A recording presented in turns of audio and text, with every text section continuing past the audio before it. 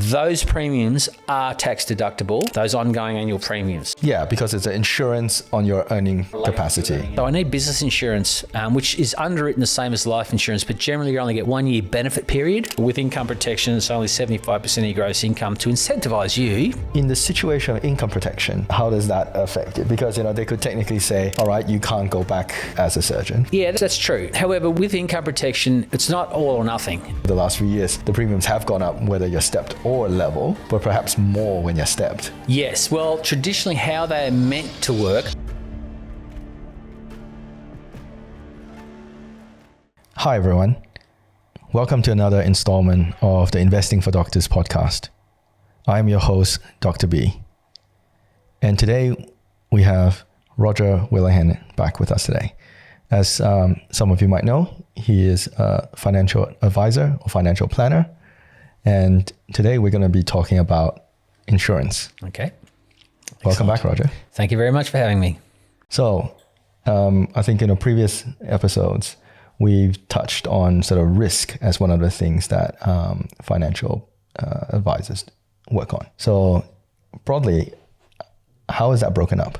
Okay, how that's broken up is, when we call risk insurance, it's under the category of life insurance. So risk insurance, whenever you hear someone say risk insurance, it's life insurance. Now, the categories of life insurance are obviously life insurance. It covers you for die. So you're dead, you're dead. There's no grey there. Then there's TPD, which is total and permanent disablement, which I'm sure you guys will see a lot of. That's obviously hence the word total and permanently disabled. You're not dead, but you can still get a lump sum payout. So they're both lump sums. Life's a lump sum, TPD's a lump sum. So they're pretty close. But and if you talk about costs and things, so life is pretty cheap because it covers one thing. TPD covers multiple things because you can be TPD'd for multiple things.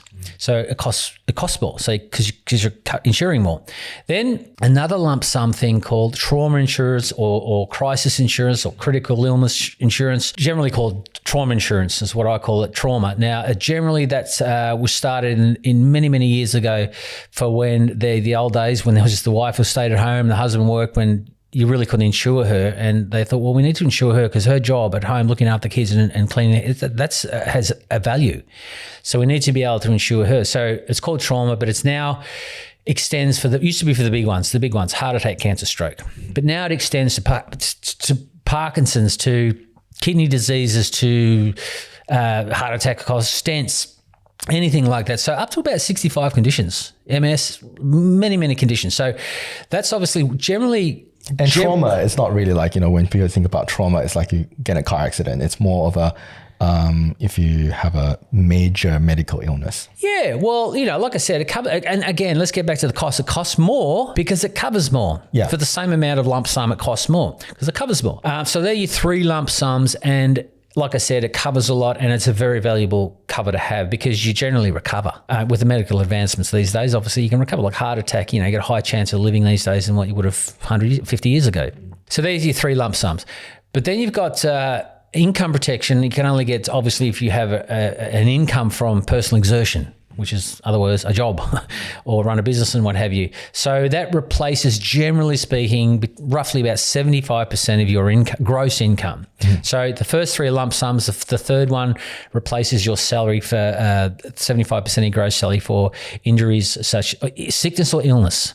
Sickness or injury, I should say, for anything. So, people think, oh, what about work cover? Well, no, work cover covers you from injury from work or illness, and that's hard to prove that your illness was from work or, apart from asbestosis and things like that, which is a bit clearer. Yeah, or you fell and broke your back at work or something like that. Yeah, so income protection covers this body 24 hours a day worldwide. So I'm on my leave. I got a job, I'm on leave, I go skiing wherever, over New Zealand, Japan, wherever, I break a leg and I'm a plumber and I can't work, I'm covered. So you're fully 24 hours a day covered worldwide, unlike work cover, which I'm not saying that's a bad thing, but I'm just saying it has more value and more cover. And again, those premiums are tax deductible. Those ongoing annual premiums. Yeah, because it's an insurance on your earning related capacity. To earning an income, yeah, which is pretty much rule of thumb with the ATO on tax deductions. So you'll get a receipt each year from your insurance company saying you've paid X amount of dollars this year for your income protection. give it to your accountant, and he or she will deduct it off your expenses and what have you. So there's your general, I shouldn't say generally, there's your risk insurance, an overview of the risk insurance policies that are out there that only can be provided by licensed financial advisors. But they can be used in a myriad of ways, as we touched on earlier, like buy-sell agreements or key man cover or things like that. And there's another one called business insurance cover.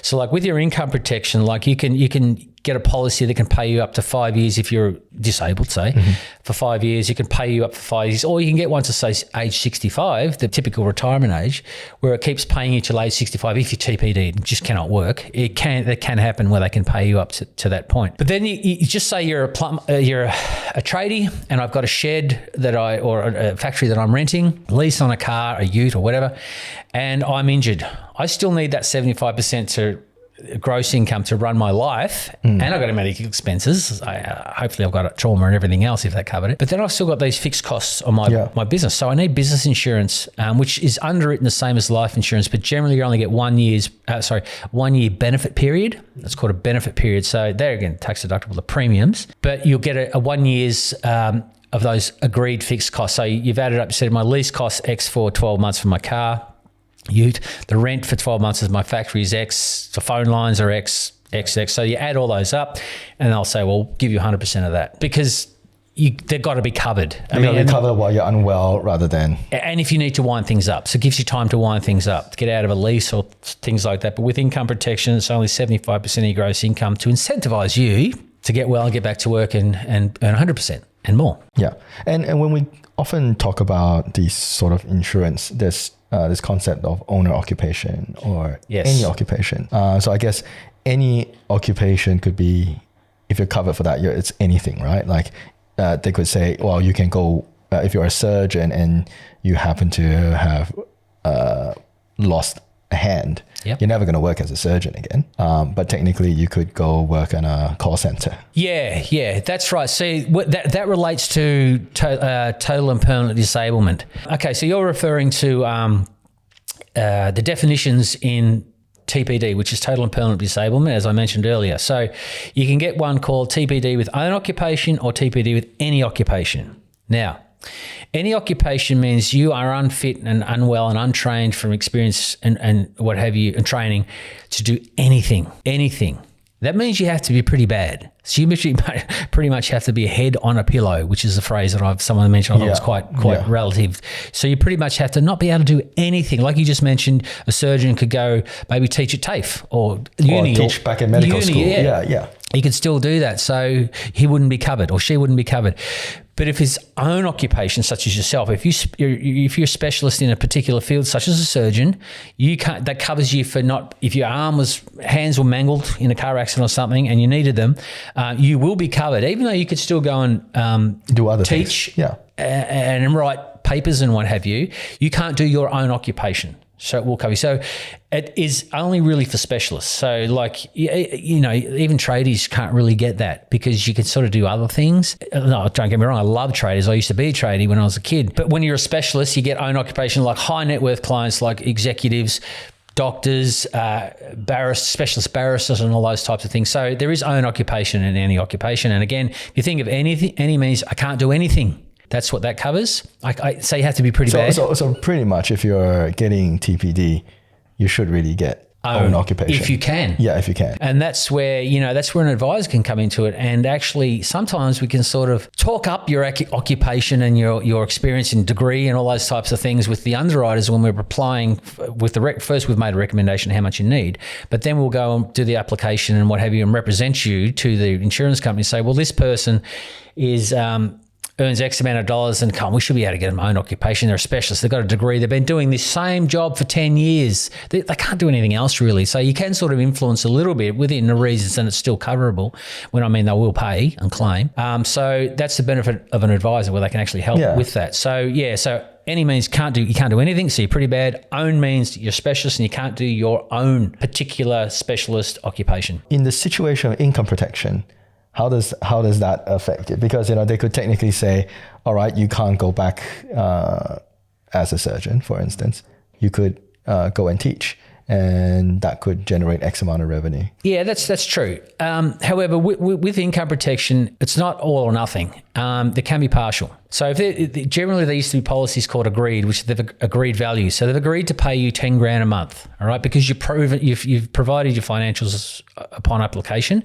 So they go, yeah, we agree. We can see that you do earn that, and we'll agree to pay you that. I mean, you might get an increase as you go, but you've agreed to that. Plus that will go with inflation.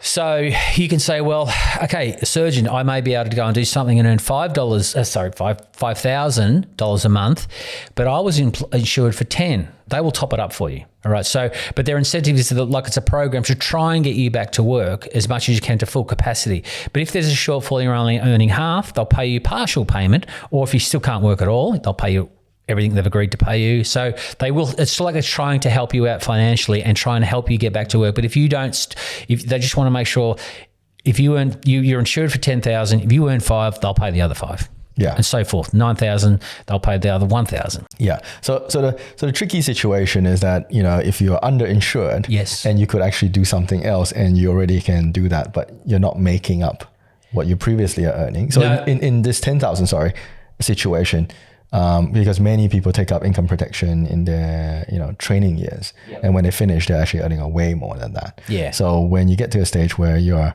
technically earning way more than what you're covered and not 75%, you're not covered for 75%, and you pare it back a little bit, you're already earning more than what you're covered. Yep. You don't get any additional.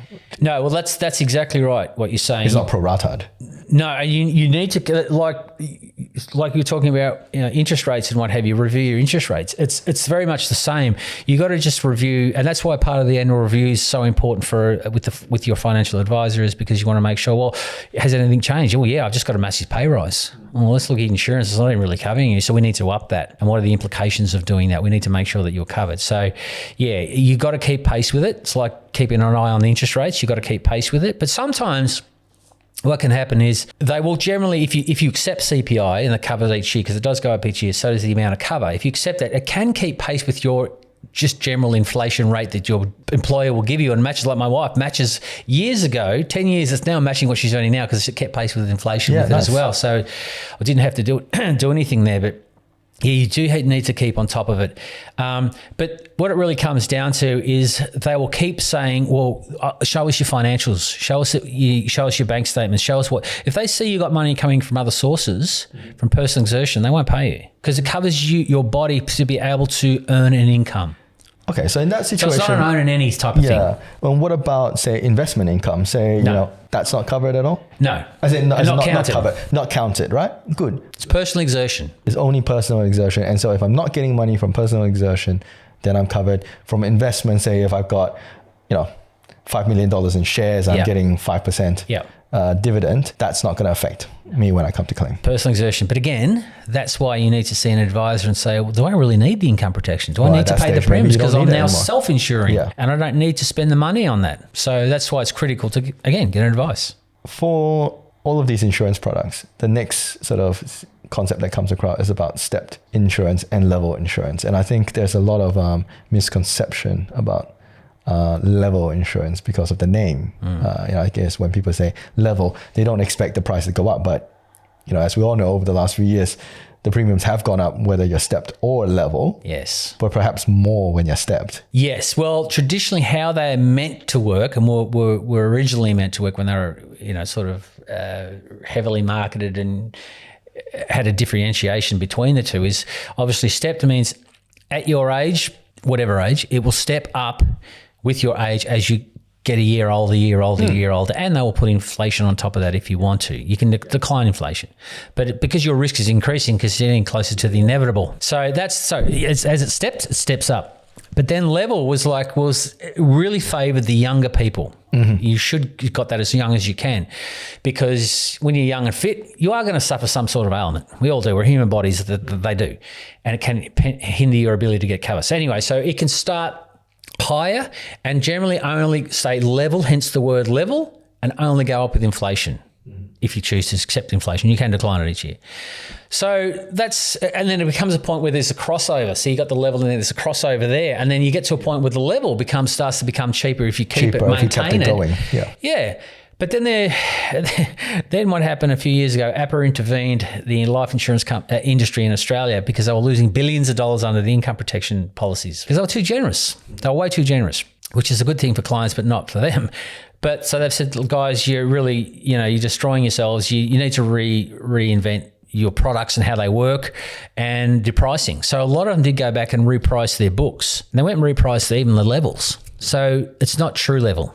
So you can still get a level premium and still hope that nothing else happens and it lasts forever at that. But they still do increase it at times, like odd events. They might, like the GFC and things, they might need to jig their back books a little bit. So yeah, the difference between level and steps, obviously steps up. It's meant to get cheaper while you can, when cash flow's tight. If you're a young family with a mortgage, you need the cover, but you need to be able to afford it. So that's available to them. But if you can afford to level, typically it's meant to be cheaper over the longer period, but sometimes they do up. Well, I mean, they have been going up every year. Yeah, aside from, I've had level income protection and it almost doubled. So I guess the take-home message from that is that the only thing they're not counting is your age in that calculation. Level, it doesn't go up with age, but if there's any other reasons that the base rate goes up, it's going to go up anyway. Yeah. But like I said, the key is to lock that underwriting in when you're young and healthy. So you got no exclusions or loadings and what have you. And then you'll benefit over the longer term. And that's getting back to your age. So your age is locked in. Factors as you get older, this doesn't. Yeah. And so tell me about some of the exclusions and loading. Like these are two concepts. So I mean, obviously get it as early as possible is always that's the key message. The key message, right? Get it now while you can. Because I've had clients say, do you think I really should get it now? I say, yes. Of course you do, because I've been doing it long enough to say, they come back in 6 or 12 months and say, I'm ready for that cover now. I said, how's your health? Everything happened. Oh, no, I actually had a knee replacement. Like, yeah, well, that's all great. You're still great, but you got a knee replacement and they're not going to cover your knee. So there's exclude your knee. So they'll cover everything else and every other problem, except for the like insurance on the car. If you got a scratch on the car, the insurance going forward won't cover that existing scratch. All right, but it will any new scratches. Yeah. So it's like that with the body. And loadings, again, like people with high cholesterol, high blood pressure, all those types of things, obesity, BMI factors are a big one. So if you're over the levels of the BMI, body mass index, they can load you because it's obviously unhealthy to be obese. So the risk of you getting sick and claiming is higher. So they have to adjust their risk. So that's where you have to do a medical. You have to do medicals. And then they'll put some loading on it. Yep. Blood tests even, depending, obviously the higher amount insurance you want to get, they've got to go through you more thoroughly because you're transferring your financial risk to some insurance company. So they're taking a bet on you. So they need to make sure you're a good bet. And if you're a bit of a bad bet with a dicky knee, well, we're going to reduce our risk. So that's how that works. And I've had clients, it's amazing. I've had clients who recently, this is a few years ago, they're still my clients, of course. He's a business owner, all right? So we've got the buy-sell agreement and all that stuff. It was done before I took these guys on. No loadings, no exclusions or nothing, nice and healthy. Then I've become their advisor and they wanted me to review their insurance. And I went and said I could get him a better product at cheaper price and what have you. He looks like you, thin, fit, and healthy, right? Got a blood test and I can't name the insurance company, but they said, no, we're not going to cover him for something. I can't remember you'd know what the condition was. I can't remember the name of it, but it was something in his blood or something that I can't remember what it was. I'll tell you one day when I remember it.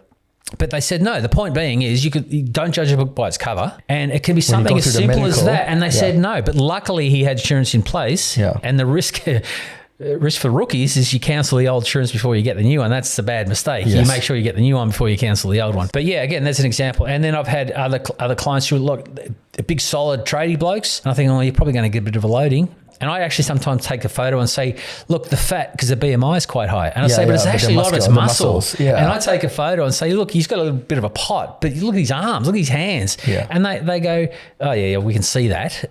We'll let it through because his BMI is not affected because of fat. It's not a good marker. Yeah, so again, fitness. That's where it's great having advice from an advisor to represent you to get you the best deal and best underwriting outcomes as you can. Just the other day, with the loadings, example of the loadings can be just recently, professional, of course, general manager of this big production processing plant or what have you. She has, I could say this, not disclosing names or anything, she had quite a high BMI and had a couple of polyps removed. The good thing is she was still getting colonoscopies to check because she was over 50, so you've got to keep doing it, as we do. But that's no issues with that. But still, the insurance company said, well, her body mass is high, she's had a polyp issue, and she smokes, which is really bad. Yeah. I think smoking adds a loading, doesn't 30%, it? 30% loading. 25 to 30%. Right, okay.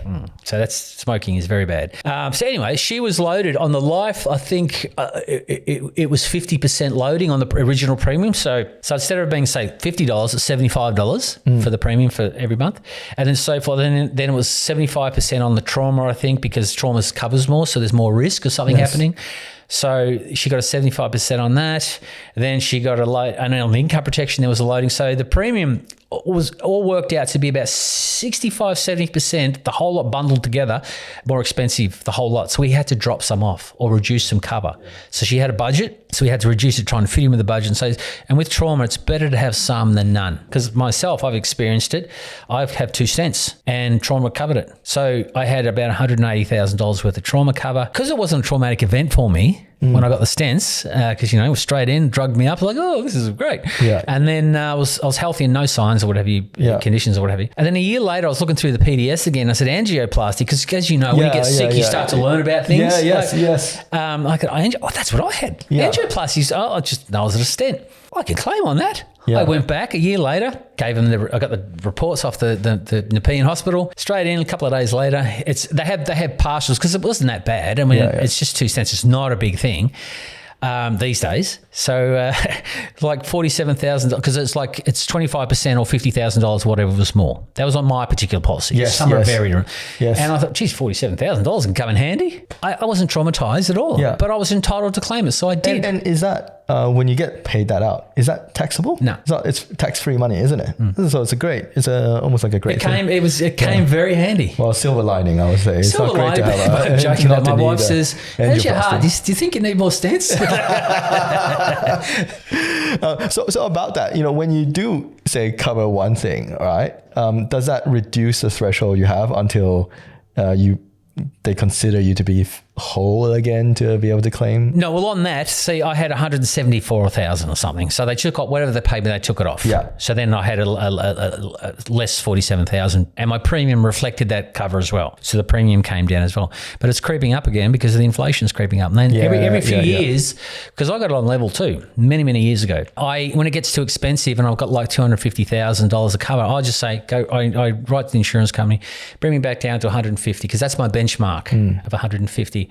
And that subsequently my premium comes down to match, and then I'm happy again. And the reason I use 150 is this is good to talk to you about. Is Zurich, the insurance company, do a white paper on the cost of getting sick, which is very handy for advisors. Exceptional. And I benchmark. It was about, this is years ago. It's about out of pocket costs after all your private health and all those types of things for a bout of chemo and you survive. Yes. I picked cancer. Was $140,000, and I thought, well, that's going to be my benchmark for a minimum, because again, you don't know what's going to happen, if anything's going to happen, and how much it's going to cost. So it's like life is one easy. It's you're dead. Yeah, you're dead. Yeah, TPD and trauma, you don't know what's going to happen, if anything. Income protection is a percentage of your salary, so that's easy again to work out. But with those two, TPD, you generally match the life because it's not that expensive.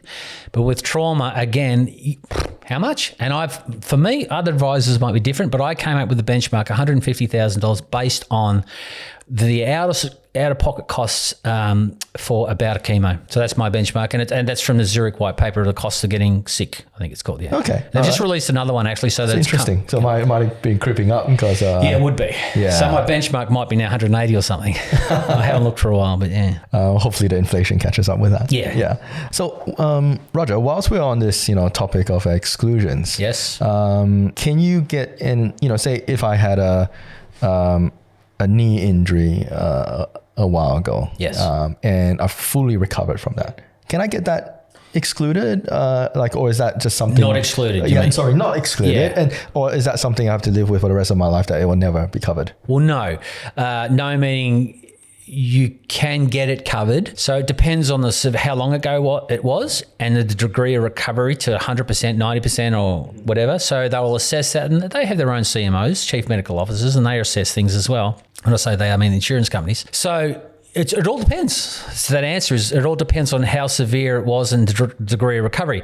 But also going on that with, if you do have just suffered a recent injury and they've excluded something, they do put in the terms most of the time saying in 2 or 3 years' time, we can reassess the exclusion. And if you've met all these benchmarks, then we'll consider removing that exclusion. Yeah, and I've had that on knees, backs, pretty much knees and backs, really. Backs is a big one. Yeah, and cholesterol. And, if you've got high cholesterol, but you've got your drugs and blood pressure, if it's maintained well with drugs. And they can reduce the loading as well? Or is that? Well, they can. Well, if there's a lot, And for this lady recently, we were talking about her BMI, they said, I think it was a 2-year period they wanted to see. 2-year period of her brought her BMI within the ranges and maintained it for a year or something like that. Then I'll consider removing that loading on that. Oh, wow. Okay. So it's not like you're done.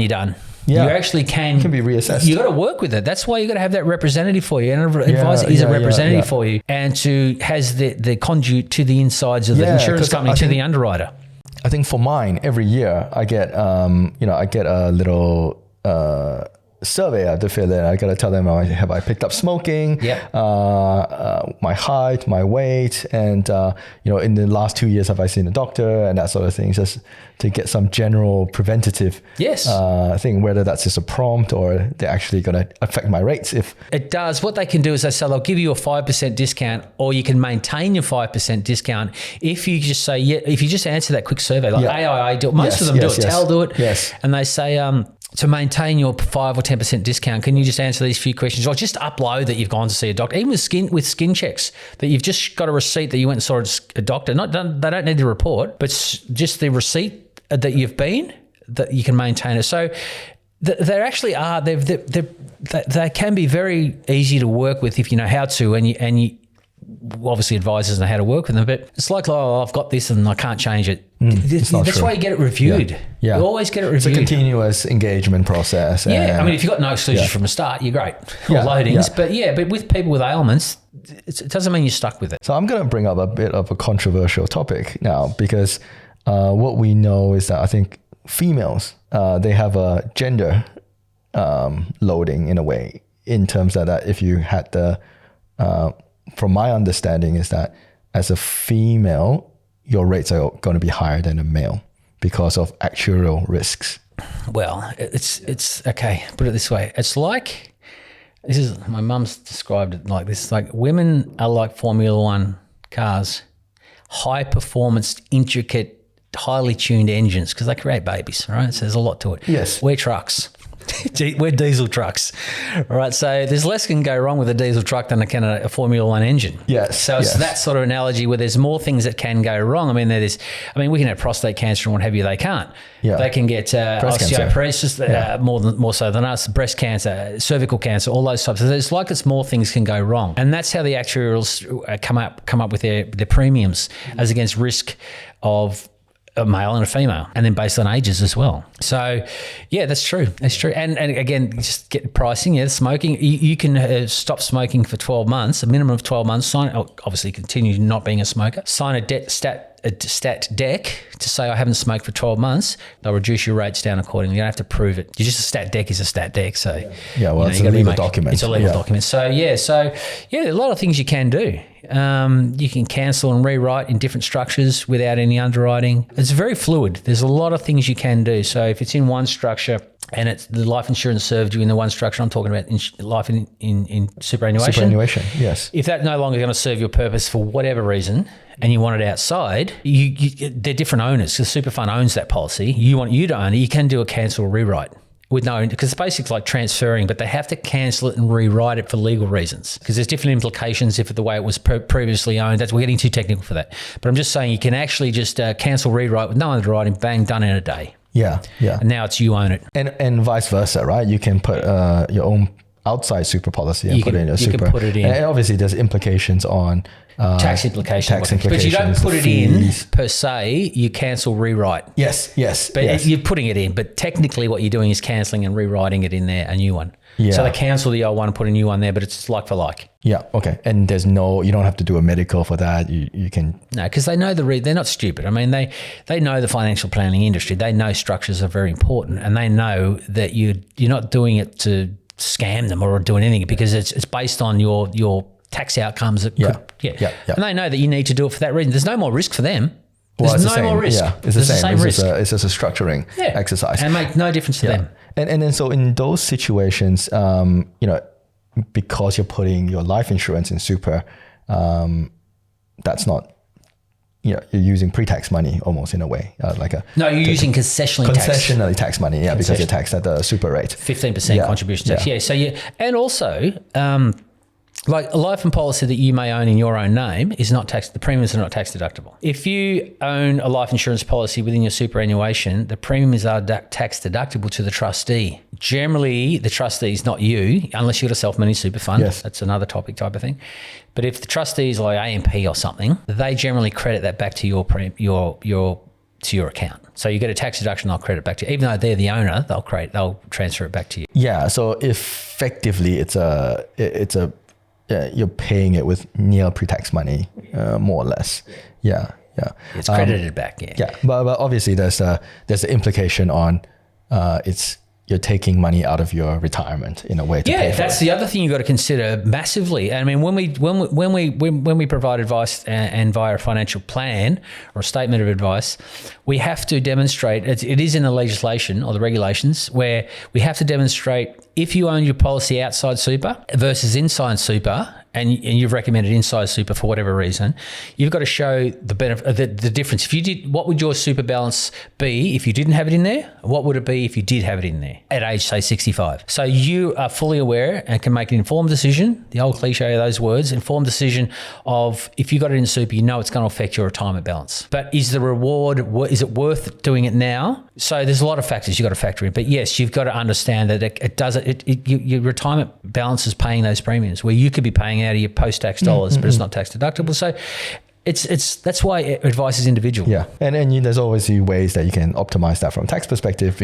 I can just contribute more into my super to offset those costs. Absolutely. And there's obviously further on tax and retirement implications. Absolutely.